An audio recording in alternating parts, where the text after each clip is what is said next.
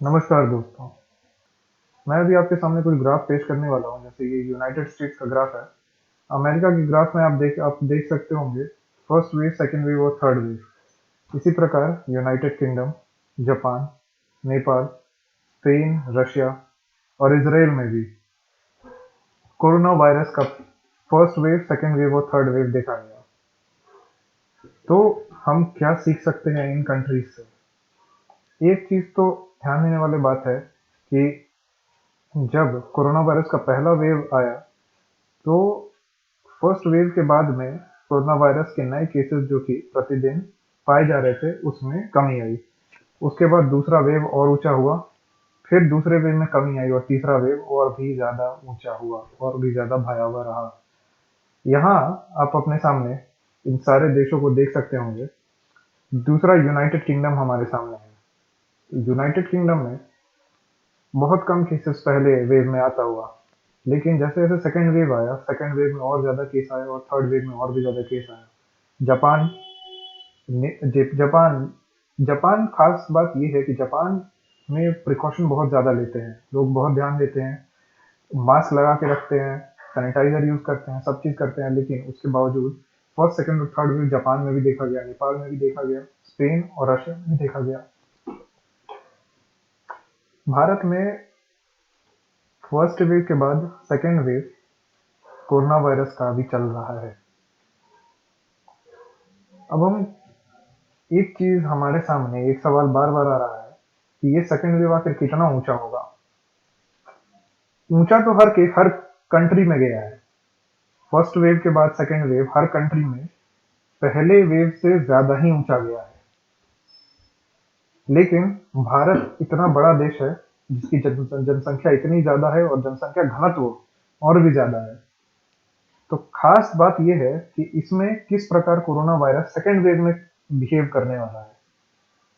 तो how high will the new daily cases of Covid reach? Corona virus के दैनिक मामलों की संख्या कितनी अधिक होगी इस दूसरे वेव में? तो कुछ चीज अगर हम ध्यान दें, जो कंट्रीज पे हम ध्यान से दे सकते हैं, पहला है यूनाइटेड स्टेट्स में जिसमें फर्स्ट वेव 32,000 पे गया, सेकेंड वेव 66,000 पे गया और third wave 2.5 lakh. Second wave लगभग दो गुना है और थर्ड वेव अगर ध्यान दें तो सेकेंड वेव से लगभग 4 गुना है। खैर, भारत तो में तो अभी सेकेंड वेव ही चल रहा है, तो सेकेंड वेव पे ध्यान देते हैं। अगर सेकेंड वेव पे भी ध्यान दें तो अमेरिका में भी लगभग 2 गुने से ज्यादा हुआ, यूके में भी लगभग 4500 और सेकेंड वेव में 22,000, 22 से 25,000, जो कि लगभग 4 गुना हो जाता है, 4 गुना से 5 गुना हो जाता है। इतना ऊंचा यूके में भी सेकेंड वेव गया। जापान पे आए, जापान पे में फर्स्ट वेव के बाद सेकेंड वेव लगभग 3 गुना ऊंचा रहा। जापान पे इसलिए मैं ज्यादा फोकस कर रहा हूँ क्योंकि जापान में अगर आप ध्यान दें तो जापान काफी हद तक भारत की तरह ही है, परंतु जापान भारत से विकसित देश है। वहाँ के लोग अधिक शिक्षित भी हैं। ये मैं नहीं कह रहा हूँ कि भारत के लोग शिक्षित नहीं है, परंतु जापान में नियमों का पालन बहुत ज्यादा लोग करते हैं।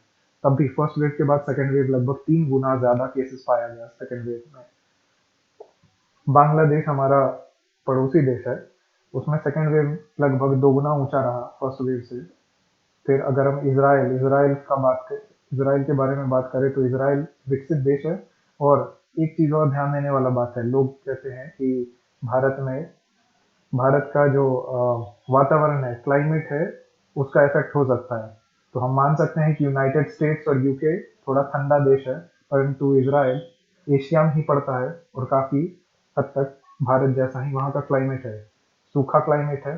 तो ये नहीं कह सकते हैं हम कि भारत बहुत ही ज्यादा अलग हुआ इसराइल से क्लाइमेट के मामले में। तो इसराइल में फर्स्ट वेव 600 पे था, लेकिन सेकंड वेव 5500 पे पहुंच गया। अच्छा, एक चीज ध्यान देने वाला बात है कि ये डेटा मोस्टली उस समय का है जब वैक्सीन नहीं निकला था। अब तो वैक्सीन निकल गया है तो हमें सोचना चाहिए कि अरे ठीक है, वैक्सीन निकल गया है, अब तो शायद कोविड का सेकेंड वेव उतना ऊंचा ना हो। तो चलिए अभी कुछ नए आंकड़ों पर नजर डालते हैं। ये भारत का आंकड़ा है। पहला वेव था 98,000 पे जो कि गया था, और ये सेकंड वेव 1,45,000 जो कि 9 अप्रैल को पहुंच गया। आप अपने स्क्रीन पे देख सकते होंगे 1,45,000 पे ये पहुंच गया। अब वैक्सीन डोजेस जो कि भारत में दिया गया है, ये है वैक्सीन डोजेस टोटल जो कि दे दिया गया है, जो कि लगभग 10 करोड़ वैक्सीन डोज के आसपास दे दिया गया है। लेकिन अगर हम इसको जनसंख्या के हिसाब से अगर देखें, और एक और चीज है कि वैक्सीन में 2 डोज पड़ना है। 10 करोड़ वैक्सीन अगर दे दिया गया है तो एक लगभग लगभग 5 करोड़ लगभग अगर अंदाजा लगाएं तो उतने लोगों को पूरा वैक्सीनेट हो चुके हैं। तो ये हमारे पास है total vaccine by percentage of population. तो फुली वैक्सीनेटेड अभी भारत का लगभग 1% जनसंख्या है। 99% जनसंख्या वैक्सीनेटेड नहीं है। तो वैक्सीनेशन को अगर हम काउंट करें कि वैक्सीन ले रहे हैं उससे बचाव हो जाएगा कोविड का, और सेकेंड वेव उतना भयावह नहीं होगा, तो शायद ये गलत होगा हमारा सोचना।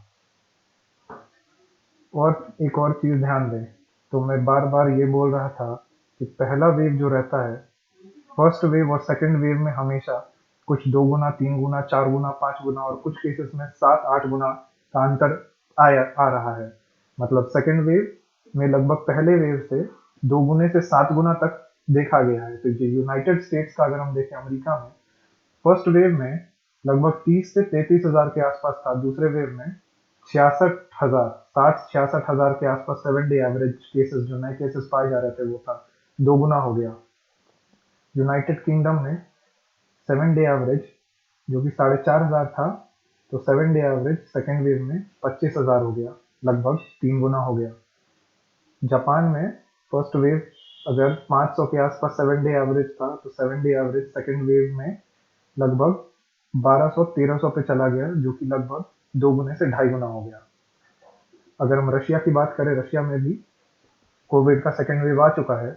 तो फर्स्ट वेव में लगभग 10,000 के आसपास था, लेकिन सेकेंड वेव 27,000 के आसपास पहुंच गया, जो हाईएस्ट था एक दिन का काउंट। ये भी लगभग 3 गुना हो जाता है। और एक और चीज अगर हम ध्यान दें, तो ये जितने भी देश हैं जिनको हमने ध्यान दिया, United states America, United kingdom England, Japan और रशिया, ये सारे देश विकसित हैं और इनमें जनसंख्या भारत से कम है। और अगर घनत्व, आबादी के घनत्व की एक का अगर हम बात करें, तब भी इसमें ये कम है। ट्रांसमिशन इनमें कम होना चाहिए, लेकिन फिर भी लगभग 2 गुने से 3 गुना या उससे भी ज्यादा केस हमेशा हम देख रहे हैं, जो कि यह है। इसराइल में तो लगभग 500-600 से 3,000, 4,000, यहाँ अगर देखें तो 7 डे एवरेज एक बार 6,000 पे भी पहुंच गया। तो फर्स्ट वेव जहां हमारा 600 पे था, यहाँ 6,000, लगभग 10 गुना ज्यादा केसेस हमें मिलना शुरू हो गया इसराइल में। तो सेकेंड वेव हम देख रहे हैं कि 2 गुने से 10 गुना तक ज्यादा जा सकता है केसेस एक दिन में, जो कोविड-19 का पाया जा रहा है। उस हिसाब से आप भारत के बारे में भी अंदाजा लगा सकते हैं कि फर्स्ट वेव में लगभग 1 लाख गया था, सेकेंड वेव कितना ऊंचा होगा। अगर बहुत अच्छा भारत प्रिकॉशन सारा लेता है, सरकार बहुत अच्छा काम कर रही है और करते जाएगी, और लोग अगर प्रिकॉशन लेंगे, तो मिनिमम अगर हम कंसिडर करें बाकी देशों को ध्यान में देते हुए कि उनमें किस तरीके से कोविड फैला था, तो 2 लाख जाएगा। अगर मामला हाथ से निकलता है तो ये 2 लाख से बहुत ज्यादा हो सकता है, 2 गुना से 10 गुना, जो हमने बाकी देशों के में देखा है जहां पे दूसरा तीसरा वेव कोविड का आ गया है। तो ये आंकड़ा 2 लाख से 10 लाख, जो कि 1 मिलियन लगभग हो सकता है। चलिए मान लिए कि हम 1 मिलियन नहीं ये आंकड़ा, लेकिन 2 लाख आंकड़ा जो प्रतिदिन अगर आना शुरू हो गया, तो बहुत ज्यादा कोविड केसेस आने लगेंगे भारत में। इतना ज्यादा हो जाएगा, जो कि बहुत ज्यादा हो सकता है। पहला जब हुआ था, फर्स्ट वेव जब आया था, उसी समय हम देख रहे थे कि कितना ज्यादा हमारे हॉस्पिटल्स भर गए थे, कंप्लीटली भर गए थे कोविड केसेस से। डॉक्टर्स और नर्सेस को हैंडल करना, हर पेशेंट को हैंडल करना मुश्किल होता जा रहा था। तो सेकेंड वेव में भी बहुत मुश्किल हो सकता है, इसलिए दोस्तों अपना बचाव करना शुरू कर दें। जितना ज़्यादा हो सके बचाव करें, मास्क लगाएँ, हमेशा मास्क लगाएँ, जब भी भीड़-भाड़ में जाएँ, कम से कम भीड़-भाड़ में जाएँ, सैनिटाइज़र का प्रयोग करें। बस यही कह सकते हैं। आप ये एक और चीज़ अगर इस ग्राफ में ध्यान दें, तो ये जितना ऊँचा ये जितना स्टीप है, इसका स्लोप जितना ज़्यादा है इस कर्व का, उस हिसाब से अगर हम देखें, तो ये पहला स्लोप तो बहुत कम था। आप देख सकते हैं लगभग ये स्लोप तेज़ी जो है कोविड केसेस के बढ़ने की लगभग दोगुनी हो चुकी है। चलिए ये देखते हैं हम यहाँ पे, न्यू केसेस एक दिन में जो आ रहे थे वो 13,000 और अभी अगर ये है 1,44,000 पे। और यहाँ पे तो इसको बढ़ने में कितना टाइम लगा ये देखते हैं। ये था 15 फरवरी और ये हो गया लगभग 9-10 अप्रैल। तो हो गया हमारे पास कितना, लगभग 40-45 दिन। 45 दिन में ये आंकड़ा बढ़ा है लगभग 1,35,000। पिछले बार 10,000 केसेस से 1 लाख केस पे जाने में, जो कि 14 जून जून को है, और वहां से अगर 1 लाख केस में जाने में जून जुलाई अगस्त सितंबर, जून जुलाई अगस्त सितंबर, ध्यान दीजिए, जून 10 जून को 10,000 के आसपास केसेस था और जून जुलाई अगस्त सितंबर लगभग 120 दिन लग गया था। इस बार ये रफ्तार दोगुने से भी ज्यादा है। तो अब आपको समझ में आ रहा होगा जो मैं आंकड़ा आपको बता रहा था बिल्कुल सही है वो, और ये उस रफ्तार को पकड़ चुका है